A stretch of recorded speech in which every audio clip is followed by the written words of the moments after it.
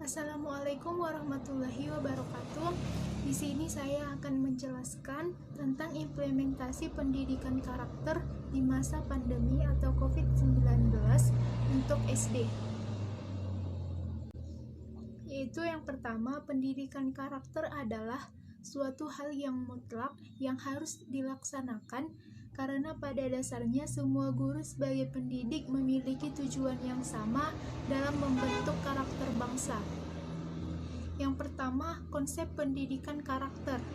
Pembelajaran daring atau dalam jaringan adalah terjemahan dari istilah online yang bermakna tersambung ke dalam jaringan komputer, atau suatu pembelajaran yang dilakukan antara guru dan siswa melalui jaringan internet dari tempat yang berbeda-beda ataupun jarak jauh.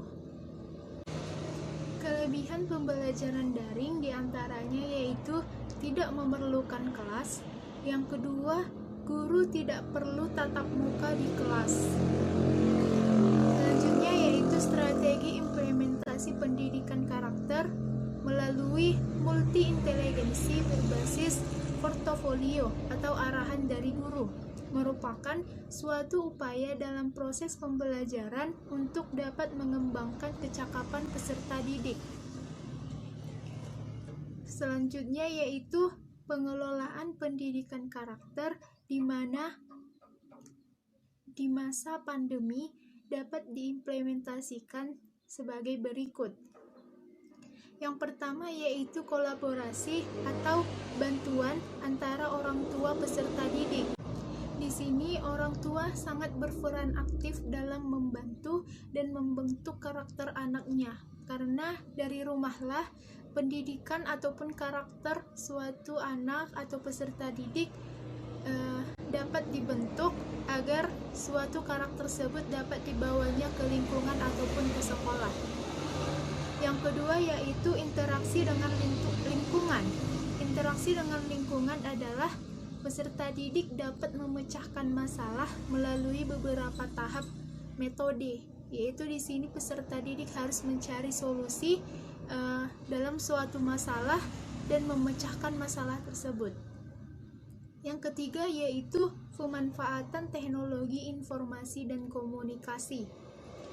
Peserta didik harus bisa kreatif ataupun inisiatif dalam menggunakan suatu teknologi informasi dan komunikasi, karena dalam pembelajaran daring ini guru akan memberikan suatu aplikasi yang digunakan dalam pembelajaran itu seperti Classroom, Google Meet, atau WA Group.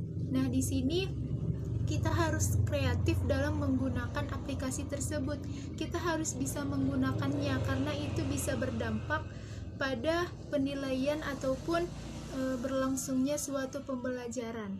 Kalau kita tidak bisa menggunakannya, otomatis kita tidak bisa mengikuti pembelajaran yang sedang berlangsung dengan guru.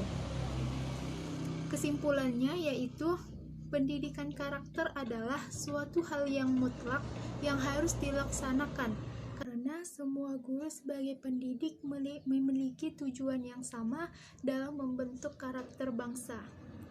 Pada masa pandemi ini, kita harus bisa memanfaatkan aplikasi dan bisa menggunakan sekreatif ataupun seinisiatif mungkin dalam aplikasi yang digunakan dalam belajar, agar kita tidak kesulitan dalam belajar dan akan mendapatkan nilai yang bagus dari usaha ataupun suatu tugas yang diberikan guru kepada kita.